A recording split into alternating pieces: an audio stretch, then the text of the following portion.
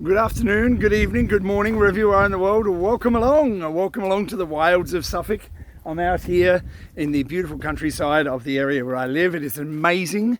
I hope it is as wonderful where you are. It is a bit overcast here today. That's your weather report from Suffolk for the day. Welcome along. Welcome along. I've decided to come for a walk and a talk today on my way home from work this afternoon, and just talk about the lunacy that we're living through right now and just ponder a couple of things. So I'm glad that you joined me. Thank you very much for being here. If it's your first time, welcome along. This is what I do. I walk along in beautiful locations like this. I talk about things that are on my mind, current events, things that are in the public consciousness, and give my take on it, my thoughts and opinions, because that's what this is, my thoughts and opinions. I don't know the truth. You have to decide for yourself what's true and what's not. And for all you subscribers to this channel, thank you very much for being here. All 433 of you, I think it is today. Amazing. Welcome along. Welcome back. So we are confronted by information on a daily basis. Confronted if you have your eyes open. A lot of people don't, obviously. But we're confronted with information on a daily basis that makes you go, what the am I living through here? I mean, this is lunacy, okay? For a year and a half, I've been living with this most dangerous thing in the world. For a year and a half, we've been living with this. And, we've got to this point now where here in the UK, we have the European Cup, the European Football Cup, which is football championship with European nations. Yeah? So that's on at the moment. And they're playing games here and in other places around Europe as well. So the other day we had England playing Germany, okay? England, Germany, right? So I can't go on a holiday without getting tested and jabbed and, all the other things that I'm supposed to do if I go on holiday. And then I got to isolate for 2 weeks and all that kind of nonsense, okay? So we have the European Cup here on Sunday. When was it? No, not Sunday. The other day. I can't think what day it was. Tuesday, I think. Tuesday or Wednesday. England played Germany in the European Cup. A big game, obviously. A lot of rivalry between England and Germany in football. Carry over from lots of other things that have happened in the past. But big rivalry always has been England-Germany match. Now, they played at a stadium here in the UK called Wembley, and there was 40,000 people there. 40,000 people in the stands, okay, watching a game. No social distancing, no masks. 40,000 people, okay? Bear that in mind, 40,000 people were at the game. Now, I work in the restaurant industry, as I've said before, and the restaurant industry is being systematically demolished and pulverised by the government here in the UK. And I don't think it's just here, I think it's all over the place, it's all over the world. So the government has said, businesses, all this social distancing bullshit that we're going through and nonsense and rules for restaurants and bars and things like that, we're not allowed to show in our bar. We're not allowed to show the football on the TV because it would promote people getting together and drinking and having a good time, having a laugh. You're not allowed to laugh, you're not allowed to sing. Okay, but 40,000 people can get together in a stadium to watch the football, but you're not allowed to have it on your TV in your bar where people who come to have a drink, having a drink, because they're not allowed to stand at the bar. They have to be seated, okay?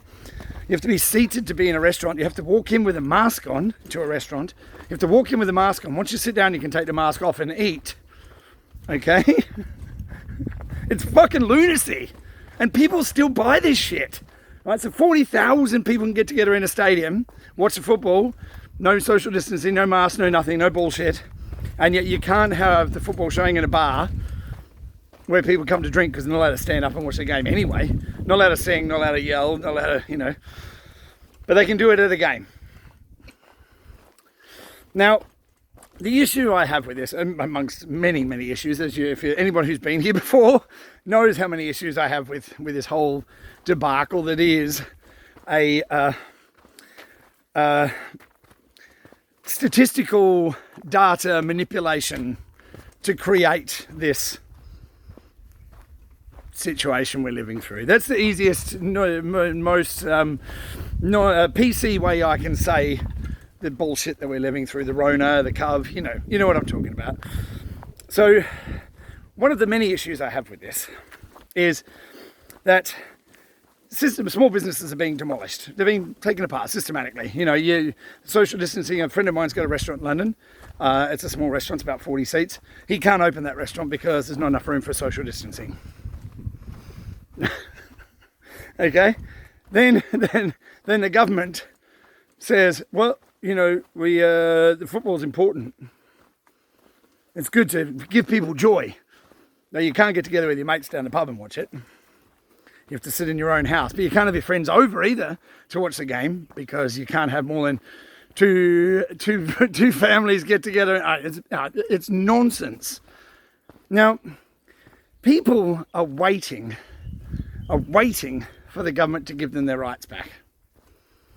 Why are you waiting on a government giving you your rights? The government doesn't give you your rights. But yet here we are. People will watch the football on the TV thinking, oh, I'd really like to go to that game. But all those poor people that are at the game are probably going to die. Delta variant. So all these people are waiting for the government to give them their rights back. The government doesn't give you anything, okay? The government is there to work for us, you, for me. We pay them with our taxes. That's our money that pays these people. They're supposed to be representing us, okay? Now, you could say, and I've heard it said, oh, but the government is working for us. They're protecting us from this deadly thing that we're not allowed to talk about by locking us all down. They're protecting us, okay? Now, what have we learned in the last year and a half? We've learned that this came from a lab. So it was a biological weapon, okay? Biological weapon was foisted on the entire world. From who? Oh, from China. We were told that was racist to say it came from China. So our government here, everywhere, I don't care where you are, US, UK, Australia, Canada, I don't care where you are. Your government's already failed you. They've already failed you by allowing this, the most dangerous thing in the world, to come into our country in the first place. They knew about it. They knew. They were relying on the Chinese communists to tell the truth about what was going on in China. So all these people that are defending the government say, oh, but they are protecting us. Wake up! They're not protecting you, because if they were, this wouldn't have happened in the first place. Now, it's time for a little bit of reality. Reality check, okay? Now, I was watching a clip from the television. I don't watch television. I don't have a television license. You have to have a television license in this country, okay, to watch television. I don't have one because I never pay a license. I mean, ridiculous. But anyway, beside the point, there was a woman on a daytime TV show who was arguing the point and saying, we need some reality, okay? Now, here in the UK, we were told the other day that 11 people had died. 11, okay? And that's why we still need to be in lockdown until the 19th of July, till after the European Cup is finished. Funny that. Okay? Because the government wants us to have joy by watching the football. Thank you, Matt Hancock, who resigned from his position. Why that man isn't in prison is beyond me. He should be. He should be regularly having conjugal visits in the shower. Well, the other inmates, as far as I'm concerned. Matt Hancock is a low-life piece of filth, along with all the politicians. Let's start comparing politicians, because they're all shit. They're all corrupt. They're all scum. Now, this lady gave a bit of truth, and she said 11 people died today, so we were told. Of the Cov, of the Rona, whatever you want to call it, whatever those funky kids are calling it nowadays, those, the hipsters, with their nice beards and things, whatever they're calling it nowadays, 11 people died. At the same time, 450 people died of cancer, 100 people died of heart disease, yada, yada, yada, yada, and down the line, 200 people died of suicide, So when we're so focused on one thing, which is the Cov, the Rona, the flu, what it is, We're so focused on one thing, and it's all about what? It's all about what? What are they so focused on? The cases. Now, let's have a look at the cases for a minute. Now, it's been proven that the PCR tests are all, what did our illustrious Prime Minister Boris Johnson came out the other day and said in 93% of cases, the tests give you a false result, false positive. 93%. But we hear about cases all the time. Cases. So if you've got 93% false positives, that's coming from our Prime Minister, okay? 93% based on a faulty PCR test. Well, the inventor of the PCR test said it should never be used to diagnose anything, because the more you cycle, you can find a bit of dead RNA and say, well, yeah, they've got the cov. Yeah, even the PCR guy who invented it said you shouldn't use it to diagnose anything. But here we are, taking it out to 40 cycles and getting 93% false positives. Seems legit. And yeah, we've got all these other people dying of, things that happen every day. But yeah, we're worried about the 11 people who probably didn't die of the cov anyway. They probably died from old age or cancer, but they were put down as cov because maybe they did a test. Yeah. Now, we have to have a little bit of reality in the world. We're still walking around thinking this is the most dangerous thing in the world. Now, if this was the most dangerous thing in the world, 99.9% of people wouldn't be recovering. Okay? All the people like me who refuse to wear masks, who don't want to do all the bullshit that we're being constantly rammed down our throat. You're a bad person if you don't get the sticky, squirty in your arm. Fuck off! It's my body, it's my choice. I'm not doing it, right? Now, all the people like me, and there are a lot of us, don't think that you're alone. That's what this channel's about, is making you aware that there's more than one of you that's thinking the way that you are. Now, if this was as dangerous as what they said it was, and all the variants are going to kill us, then we'd all be dead. People like me, we'd be dead. Let's face it. Because, it's the most dangerous thing in the world, because it's been around a year and a half, and we've had, tens of thousands, millions of people have died. Not that millions of people die every year. That doesn't happen. I've been round and round and round this circle so many times, and it's, I've had to scale back on doing videos, obviously, because of the amount that I'm working. I work a lot, 60, 70 hours a week, and then obviously riding my bike to and from work. I've got my trusty steed with me. It's a lot of time that I have to spend working to support my family after being out of work for nearly a year.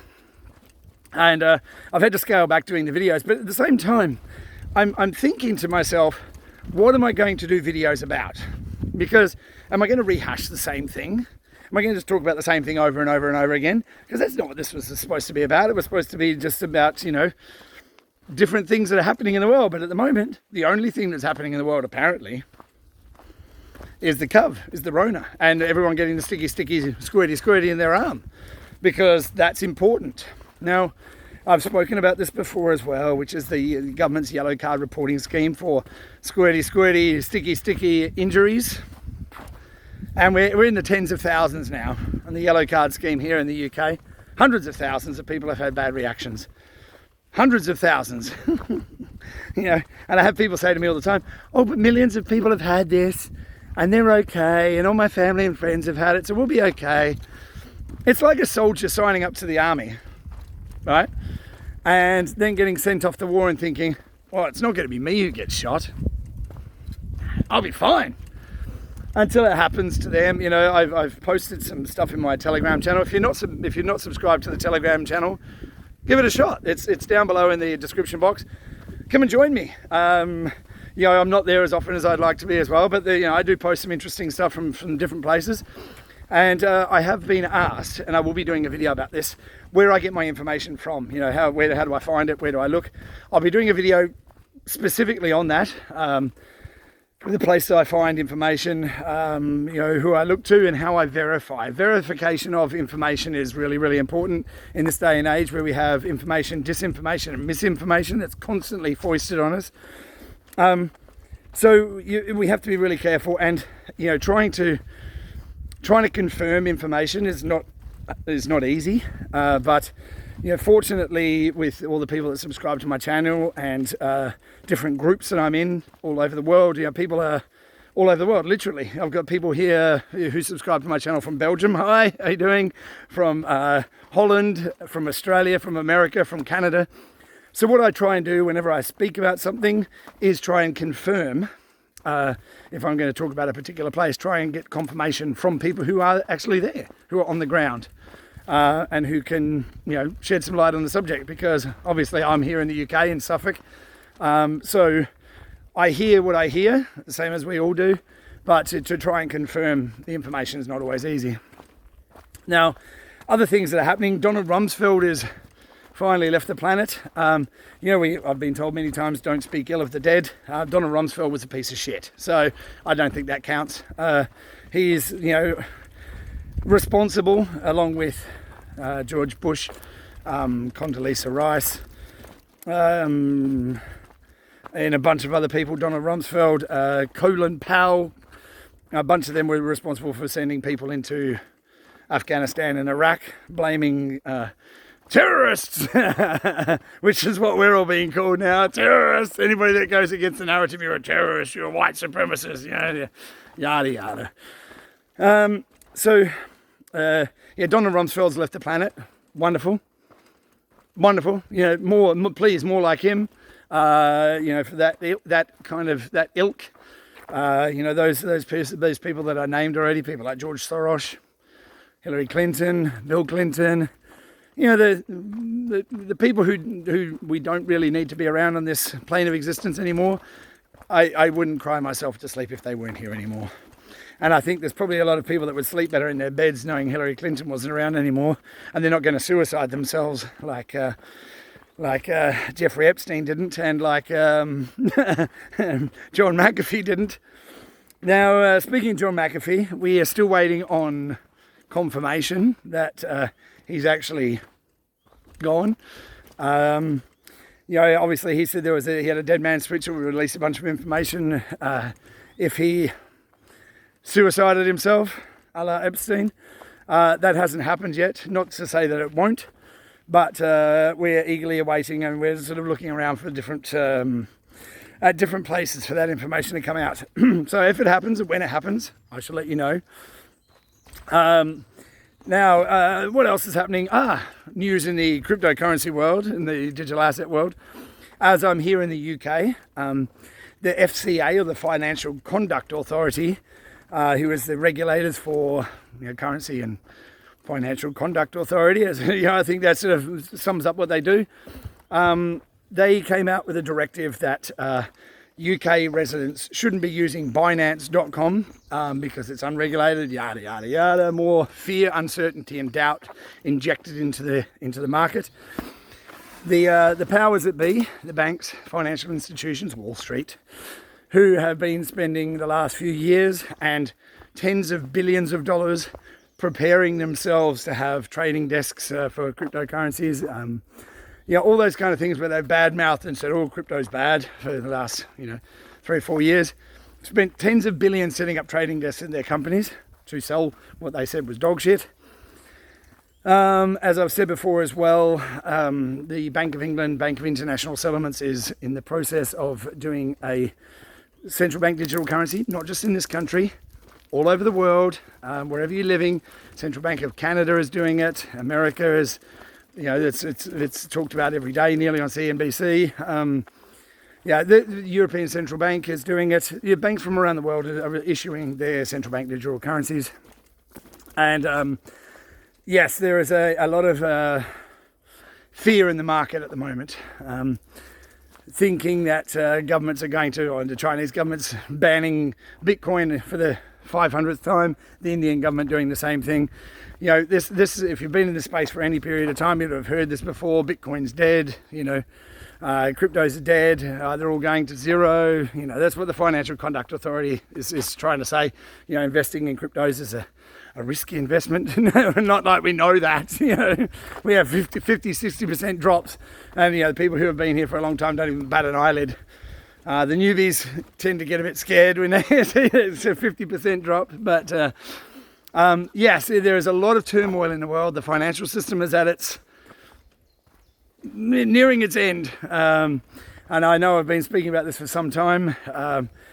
The collapse, I see it. We can't avoid it. I'm amazed that they've kept it going this long, but I think that we're nearing that point as we see the narratives on the television, on the news. As the narratives are pointing at one thing and one thing only, steer you away from information that you might want to see. The collapse is imminent. I mean, I don't know when it's going to happen, but you've got a record high stock market because the central banks of the world are printing money into oblivion. But there's no, according to Janet Yellen, oh yes, it's only going to be a transitory inflation. Honestly, you're printing trillions of dollars and you're putting into the economy, but it's only going to be transitory inflation. What planet is that woman living on, if there is such a thing? Inflation, hyperinflation is, it can't be anything else. And I'll give you a quick example as to why that can't happen, okay? So here we are living in a world where they're printing money into infinity, putting it into the economy, okay? Now, what would normally happen as the economy starts to do really well, they would raise interest rates to slow the economy down and to pull back some of the money that's gone into the economy. They can't raise the interest rates now because there's so much debt. If they did raise the interest rates, the whole economy would collapse. Totally. So they're caught between a rock and a hard place. If they try and raise the interest rates and slow the economy down, slow down the inflation, then everything collapses. If they stop printing money and putting it into the thing, the whole economy collapses because everyone's reliant on the government. So there's no other way this can go. It has to collapse. There's no other way. Now, as I've been saying to many people, I'm not a financial advisor. I'm just a guy. You need to seriously think about where your money is. And if when hyperinflation kicks off, what your assets that you buy with money, with your fiat cash, with your paper money that you call money, it's not really money, is going to be worth less and less. So if you're buying physical assets like gold, silver, or certain cryptos, then you'll do well. But if not, you probably won't. So it's time to make some decisions about what you're going to do with your money, because I think as things continue, we will probably be in a very, very, very bad space, and it's time to make some decisions that might benefit you and your family. So up to you. But on that note, I will leave you, and I will say, look after yourself, look after each other, get out there and do some good in the world, because that reflects back on you and it makes the world a better place. Right, look forward to seeing you all soon. Take care. Ciao for now.